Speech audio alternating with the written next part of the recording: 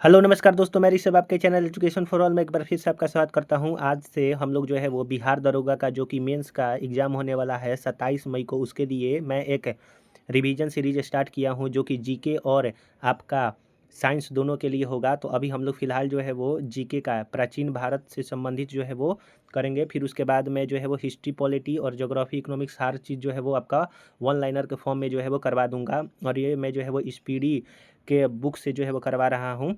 तो आप लोग जो है अच्छी तरह से इसको जो है अच्छी तरह से रिवीजन करिएगा। और आशा करूँगा कि आपको ये सारा चीज़ जो है वो अच्छी तरह से समझ में आएगा भी। तो चलिए हम लोग जो है वो स्टार्ट करते हैं। आज का पहला क्वेश्चन है कि प्राचीन भारतीय इतिहास से संबंधित जो है वो हम लोग क्वेश्चन करेंगे, और वन लाइनर है और थोड़ा सा तेज़ी में हम लोग जो है वो करेंगे। तो चलिए पहला क्वेश्चन है आपका कि इतिहास का जनक जो है वो माना जाता है तो हेरोडोटस को कहते हैं। हेरोडोटस निवासी था तो यूनान का। हिस्टोरिया पुस्तक के लेखक कौन थे तो हेरोडोटस थे। नेचुरल हिस्ट्री पुस्तक के लेखक कौन थे तो प्लिनी थे। भारत का प्रथम इतिहासकार जो है वो कलहड़ को माना जाता है। भारत का प्रथम ऐतिहासिक पुस्तक माना जाता है राज तरंगिणी को, जिनकी रचना जो है वो कलहड़ के द्वारा किया गया था। भारत का प्राचीन नाम जम्बू द्वीप है। भारत को हिंदुस्तान ईरानियों ने कहा था और भारत को इंडिया यूनानियों ने कहा था। अभिलेखों का अध्ययन एपिग्राफी कहते हैं। विश्व का सबसे प्राचीन और प्रथम अभिलेख, तो सबसे प्राचीन कहेगा तो बोगाजग कोई अभिलेख है।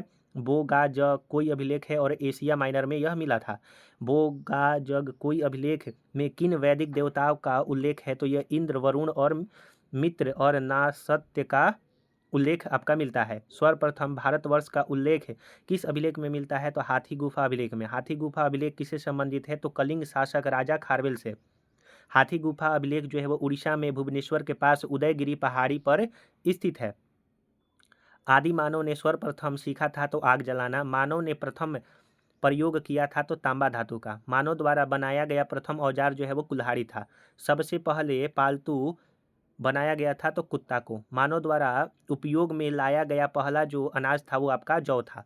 तो हम लोगों ने यहाँ पर जो है वो कुछ प्राचीन इतिहास से संबंधित जो है वो पढ़ा, जो कि आपके एग्जाम के लिए बहुत ज़्यादा ही महत्वपूर्ण होगा, और ये सारा एनसीईआरटी से संबंधित है। अगला है प्राग ऐतिहासिक काल के बारे में पढ़ते हैं।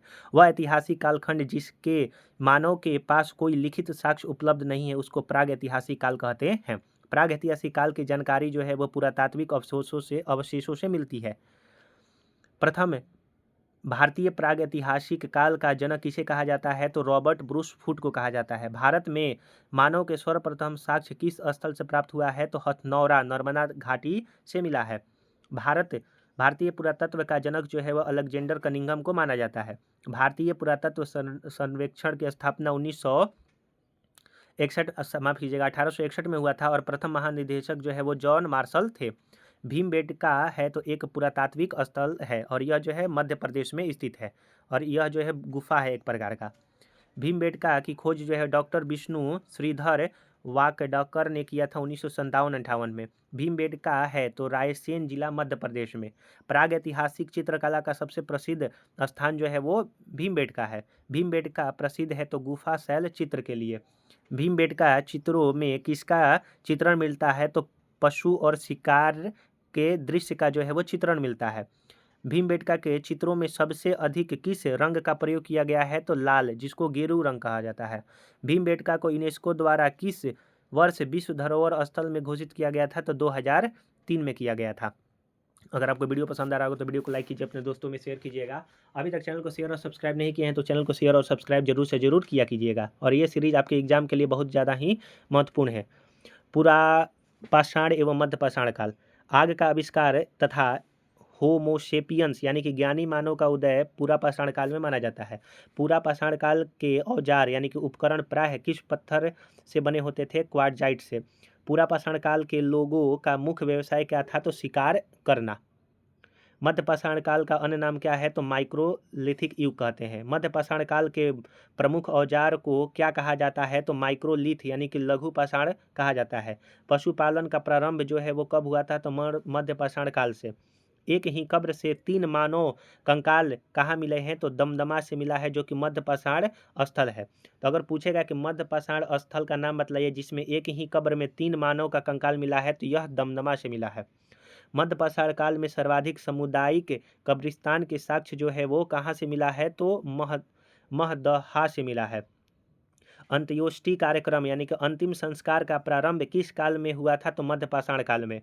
हड्डी निर्मित उपकरणों और मानव कंकाल के लिए प्रसिद्ध मध्य पाषाण काल स्थल कौन सा है? तो सराय नाहर राय, जो कि आपका उत्तर प्रदेश में है, प्रतापगढ़ में। यानी कि हड्डी निर्मित उपकरणों और मानव कंकाल के लिए प्रसिद्ध मध्य पाषाण काल जो है वो सराय नाहर है, उत्तर प्रदेश, प्रतापगढ़ में। अगला है नव पाषाण काल, जिसको ताम्र पाषाण काल भी कहते हैं। ताम्र पाषाण काल इसलिए कहते हैं क्योंकि यह तांबा का औजार इस समय बनता था। मनुष्यों ने अस्थायी निवास शुरू किया था नव पाषाण काल में। नव पाषाण या नियोलिथिक शब्द का सर्वप्रथम सर जॉन लुबाका ने 1865 में किया था। कृषि का आविष्कार नव पाषाण काल में, पहिया का आविष्कार नव पाषाण काल में ही हुआ था। चावल की खेती का प्राचीनतम साक्ष्य नव पाषाण काल में कहाँ से प्राप्त हुआ है? तो कोल्डिहवा, उत्तर प्रदेश, बेलन घाटी से मिला है चावल का आपका साक्ष्य। अगला है कि राख का टीला किस नवपाषाणकालीन पूरा स्थल से मिला है? तो संगनकल्लू, कर्नाटक से। मानव के साथ कुत्ते को दफनाए जाने का साक्ष्य जो है वो नवपाषाणकालीन स्थल से बुर्ज होम, जम्मू कश्मीर से मिला है।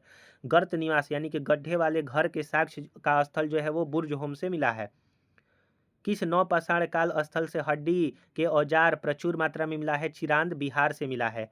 राख के ढेर का साक्ष्य किस नवपाषाण काल से मिला है? तो पिक लीहल कर्नाटक से मिला है। देखिए ऊपर एक क्वेश्चन था कि राख का टीला अगर कहेगा तो कर्नाटक के संगनकल्लू से मिला है, और अगर बोलेगा कि राख का ढेर का साक्ष्य कहाँ से मिला है? तो कर्नाटक के पिकलीहल से मिला है। कृषि एवं कपास का प्राचीनतम जो साक्ष्य है वो आपका मेहरगढ़, पाकिस्तान से मिला है। चालकोलिथिक युग को किस अन्य नाम से जाना जाता है? तो ताम्रपाषाण युग। ताम्रपाषाण काल में महाराष्ट्र के लोग मृतक को घर के फर्श के नीचे किस दिशा में दफनाते थे? तो उत्तर दक्षिण दिशा में। ताम्रपाषाण काल का सबसे बड़ा बस्ती स्थल जो है वो इनाम गांव, महाराष्ट्र में स्थित है। अगला हम लोग जो है वो सिंधु घाटी सभ्यता जो है वो पढ़ते हैं, जिसको हड़प्पा सभ्यता के नाम से भी जाना जाता है।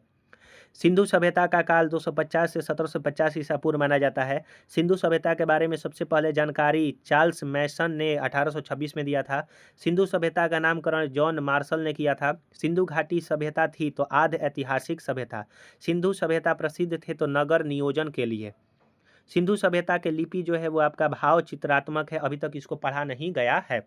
सिंधु सभ्यता के लोगों का व्यवसाय कृषि था। सिंधु वासियों का मुख्य फसल जौ और गेहूं था। कपास की खेती प्रारंभ की गई थी तो सिंधु वासियों के द्वारा। सिंधु सभ्यता का पूर्वी एवं पश्चिमी पूरा स्थल, तो पूर्वी जो है वो आलमगीरपुर, मेरठ, उत्तर प्रदेश में है, और पश्चिमी सुत कांगडेर, बलूचिस्तान, अफगानिस्तान में है। सिंधु सभ्यता का उत्तर और दक्षिण कहेगा तो मांडा, जो कि जम्मू कश्मीर में अखनूर में स्थित है, यह उत्तरी स्थल है, और अहमदनगर महाराष्ट्र में दाइमाबाद जो है वो दक्षिणी स्थल है। और अगर इसका शेप पूछेगा तो वह ट्रेंगुलर शेप का है सिंधु घाटी सभ्यता। आलमगीरपुर स्थित है हिंडन नदी पर। मांडा स्थित है चिनाब नदी पर। सिंधु सभ्यता थी तो नगरीय सभ्यता। सिंधु सभ्यता का आकार त्रिभुजाकार था। सिंधु सभ्यता का प्रमुख बंदरगाह लोथल था, जो कि गुजरात में है। लोथल भोगवा नदी के किनारे स्थित है। सिंधुवासी पूजा करते थे तो पशुपति की, और सिंधु सभ्यता का अन्य नाम जो है वो हड़प्पा सभ्यता था। अगला हम लोग पढ़ेंगे कि सिंधु सभ्यता के प्रमुख स्थल। उससे पहले अगर आपको वीडियो पसंद आ रहा होगा तो वीडियो को जरूर से जरूर लाइक कीजिए, अपने दोस्तों में शेयर कीजिए। अभी तक चैनल को शेयर और सब्सक्राइब नहीं किए हैं तो चैनल को शेयर और सब्सक्राइब जरूर से जरूर किया कीजिए। सिंधु सभ्यता के प्रमुख स्थल, जैसे हड़प्पा की खोज दयाराम साहनी ने 1921 में किया था। सबसे पहला हड़प्पा का खोज किया गया था, इसीलिए इसको हड़प्पा सभ्यता के नाम से भी जाना जाता है। हड़प्पा स्थित है पाकिस्तान के पंजाब प्रांत के मोंटगोमरी जिला में रावी नदी के तट पर। हड़प्पा की सभ्यता थी तो कांस्ययुगीन सभ्यता थी, यानी कि ब्रोंज। हड़प्पाई समाज था तो मातृसत्तात्मक, यानी कि वहाँ पर जो है वो जैसे अभी का जो मॉडर्न एरा है वो आपका पितृ सत्तात्मक है, यानी कि पिता कह सकते हैं कि प्रमुख होता है, लेकिन हड़प्पा सभ्यता में माता जो है वो प्रमुख हुआ करती थी। स्वास्तिक चिन्ह जो है वो हड़प्पा सभ्यता की है। R37 कब्रिस्तान मिला है हड़प्पा सभ्यता से। शवों को दफनाने का साक्ष्य मिला है हड़प्पा से। हड़प्पा के लोग अनभिज्ञ थे, तो लोहा के बारे में जो लोग उनको जानकारी नहीं था। हड़प्पा की मुहरें किससे बनती थी? तो सेल खड़ी से। हड़प्पा में मिट्टी के बर्तनों को लाल रंगों से रंगा जाता था। हड़प्पा निवासी का रुचि था तो शतरंज खेल जो है वो लोग खेलते थे। भारत में स्थित सबसे बड़ा हड़प्पा स्थल राखीगढ़ी हरियाणा में घग्गर नदी के तट पर है और धौलावीरा स्थित है गुजरात के कच्छ जिला में। भारत में स्थित दूसरा सबसे बड़ा हड़प्पा स्थल कहेगा तो धौलावीरा राखीगढ़ी के बाद है। सिंधु सभ्यता की अत्यधिक उन्नत जल प्रबंधन प्रणाली का अवशेष जो है वो धौलावीरा से मिला है। धौलावीरा को यूनेस्को द्वारा किस वर्ष में धरोहर स्थल घोषित किया गया था? वो 2021 में। मिस्र के राजाओं को कहा जाता था फराओ। लिपस्टिक का साक्ष्य जो है चंदहुदड़ो से मिला है। दुर्ग यानी कि गढ़ रहित एकमात्र नगर था चंदहुदड़ो, यानी कि चंदहुदड़ो एक ऐसा नगर था जहां पर दुर्ग यानी कि किला वगैरह नहीं थे। चावल का साक्ष्य लोथल और रंगपुर से मिला है। जुते हुए खेत का साक्ष्य कालीबंगा से मिला है। कालीबंगा का अर्थ होता है काले रंग की चूड़िया। अग्निकुंड जो है वो लोथल और कालीबंगा से प्राप्त हुआ है। हल का टेराकोटा बनावली से मिला है। घोड़े के हड्डी का अवशेष सुरकोटदा से मिला है। मनुष्य के साथ कुत्ते के दफनाने का साक्ष्य जो है वो सतलज नदी के किनारे पंजाब में रोपड़ से मिला हुआ है। मिट्टी के हल का प्रतिरूप मिला है बनावली से, यानी कि मिट्टी के हल जो है वो बनावली से मिला है। मोहनजोदड़ो और मेसोपोटामिया के बारे में हम लोग पढ़ते हैं। जैसे सिंधु सभ्यता की सबसे बड़ी इमारत मोहनजोदड़ो से प्राप्त हुआ है जो कि अन्नागार है। मोहनजोदड़ो की खोज जो है वो राखल दास बनर्जी ने 1922 में किया था। मोहनजोदड़ो का अर्थ होता है मृतकों का टीला। मोहनजोदड़ो और हड़प्पा की पुरातात्विक खुदाई जो है वो सर जॉन मार्शल के द्वारा करवाया गया था। नर्तकी के कांस्य की मूर्ति मोहनजोदड़ो से मिला है। मोहनजोदड़ो स्थित है पाकिस्तान के सिंध प्रांत लरकाना जिले में सिंधु नदी के किनारे और हड़प्पा रावी नदी के किनारे। मोहनजोदड़ो से प्राप्त स्मारक है बृहत स्नानागार जो है वो मिला हुआ है। अगला पॉइंट है आपका शवों को जलाने यानी कि दाह संस्कार का साक्ष्य मोहनजोदड़ो से मिला है। मोहनजोदड़ो से मोहनजोदड़ो के पतन का मुख्य कारण था बाढ़ और नदी मार्ग में परिवर्तन। मोहनजोदड़ो को किस वर्ष यूनेस्को द्वारा विश्व धरोहर में घोषित किया गया था? 1980 में। मेसोपोटामिया आधुनिक नाम इराक है का अर्थ है दो नदियों के बीच की भूमि।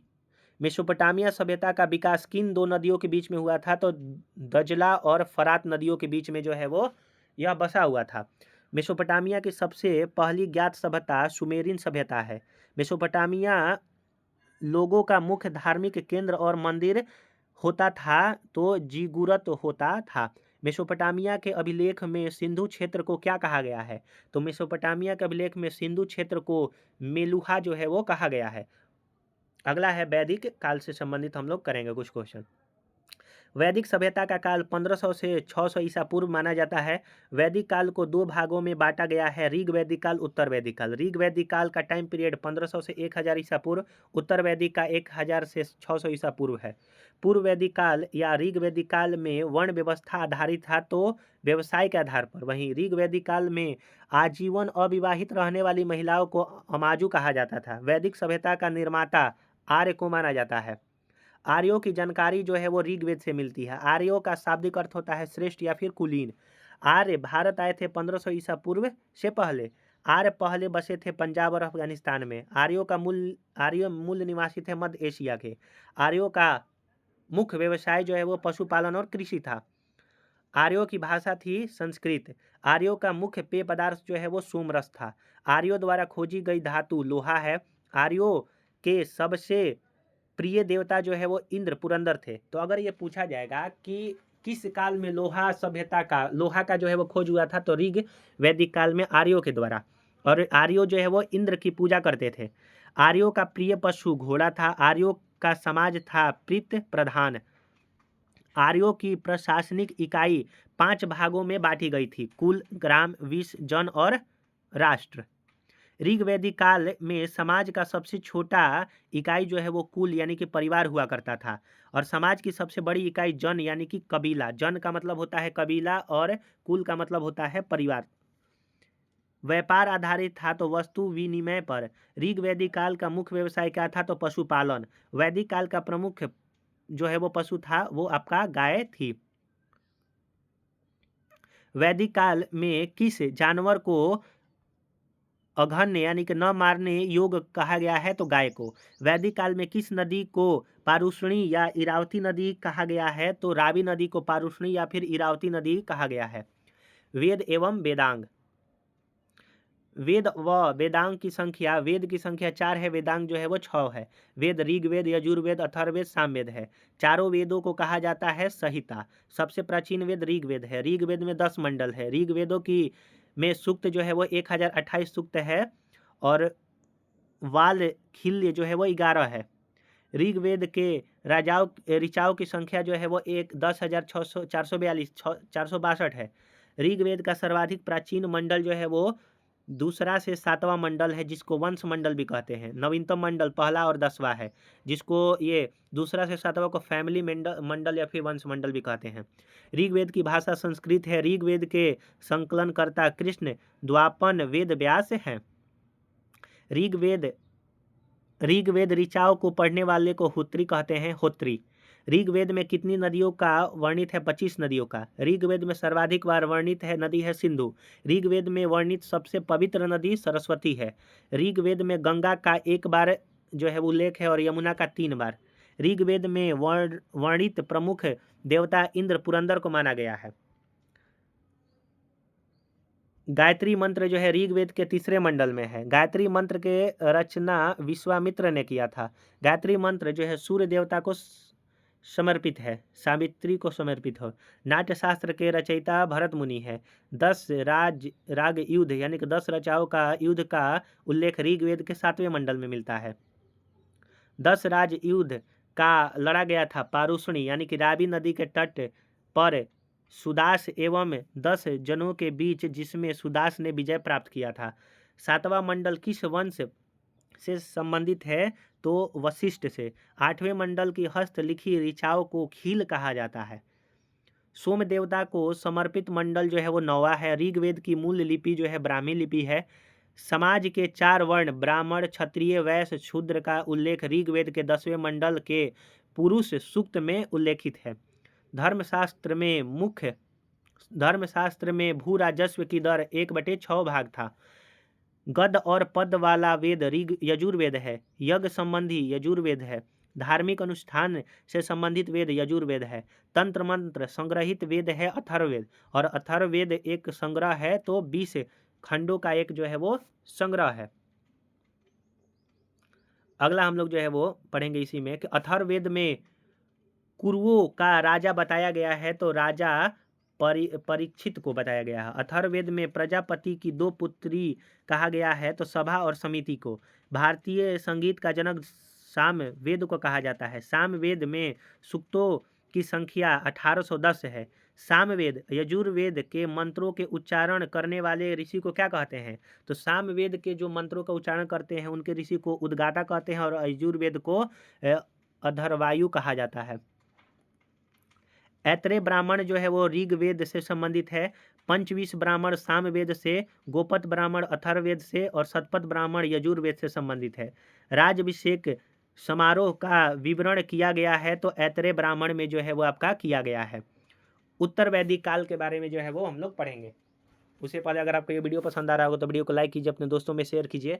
अभी तक चैनल को शेयर और सब्सक्राइब नहीं किया है तो चैनल को शेयर और सब्सक्राइब जरूर से जरूर किया कीजिए, और इसको आप जो है जरूर से जरूर देखिए, क्योंकि आपका दरोगा का एग्जाम 27 मई को होने वाला है, तो उसके लिए बेनिफिशियल होगा। और भी किसी एग्जाम को अगर आप टारगेट किए हैं तो उसके लिए भी ये सही रहेगा।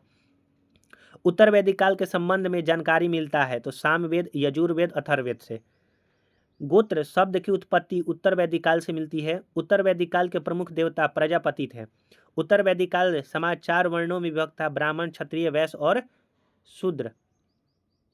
उत्तर वैदिक काल में वर्ण व्यवस्था जो है वो जन्म पर आधारित था, वहीं ऋग वैदिक काल में व्यवसाय पर आधारित था। पुराण यानी कि कुल संख्या 18 है के अध्ययन करने वाला प्रथम जो मुसलमान था अलबरूनी था। पुराणों के संकलनकर्ता लोम हर्ष एवं उग्र श्रवा थे। सबसे प्राचीन पुराण जो है वो मत्स्य पुराण है। मौर्य वंश की जानकारी विष्णु पुराण से मिलती है, और सातवाहन वंश की जानकारी मत्स्य पुराण से जो है वो आपका मिलता है।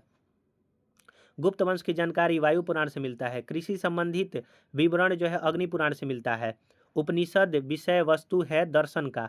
दर्शनों में सर्वाधिक प्राचीन जो है वो सांख्य दर्शन है, सांख्य। न्याय जो है वो दर्शन के प्रवर्तक, न्याय दर्शन के गौतम है और सांख्य के कहेगा तो कपिल है। योग के पतंजलि है और मीमांसा का जैमिनी है। ब्राह्मण ग्रंथ संबंधित है तो कर्म कांडों से संबंधित है। अगला है आपका ब्राह्मण ग्रंथ संबंधित है कर्मकांडों से। उपनिषदों की संख्या 108 है जिसमें प्रामाणिक 13 है। सत्य में जयते मुंडक उपनिषद से में वर्णित है। तमसो माँ जयातिगरमय तथा ओम लिया गया है बृहदारण्य उपनिषद से। भारत की प्रथम कानून की पुस्तक मनुस्मृति है। स्मृति ग्रंथों में सबसे प्राचीन है मनुस्मृति। मनुस्मृति मानक ग्रंथ है शुंग काल का। प्राचीन हिंदू विधि यानी कि मनुस्मृति के लेखक मनु है। भारत का प्रथम महाकाव्य रामायण को माना जाता है। रामायण के रचयिता महर्षि वाल्मीकि है। भारत का प्रथम बड़ा महाकाव्य जो है वो आपका महाभारत को माना जाता है। अगला है महाभारत के रचयिता महर्षि वेदव्यास हैं। महाभारत के अन्य नाम जय संहिता है। महाभारत का फारसी में अनुवाद रजनामा से जो है वो बदायूनी ने किया था 16वीं सदी में। रामायण का फारसी में अनुवाद बदायूनी ने किया था। उत्तर रामचरितमानस के रचयिता भवभूति हैं। सर्वप्रथम भगवत गीता का अंग्रेजी में अनुवाद चार्ल्स विल्किंस ने किया था। 4 वेदों का सम्मिलित रूप जो है वो संहिता कहलाता है। बौद्ध धर्म के बारे में जो है वो हम लोग पढ़ेंगे, लेकिन अब ये अगले वीडियो में पढ़ेंगे क्योंकि वीडियो जो है वो ज़्यादा लंबा हो जाएगा। तो बौद्ध धर्म, जैन धर्म और भी उससे आगे जो है आपका मैं जो है वो आपका करवा दूंगा। फिर उसके बाद जो है मैं आपका साइंस भी जो है वो वन लाइनर के फॉर्म में जो है वो रिवीजन के तौर पर वीडियो बना दूंगा। आप लोग जो है अच्छी तरह से देख लीजिएगा। अगर आपको वीडियो पसंद आएगा तो वीडियो को लाइक कीजिए, अपने दोस्तों में शेयर कीजिए। अभी तक चैनल को शेयर और सब्सक्राइब नहीं किए हैं तो चैनल को शेयर और सब्सक्राइब जरूर से जरूर किया कीजिए। तो चलिए हम लोग जो अगले वीडियो में मिलेंगे, तब तक के लिए नमस्कार।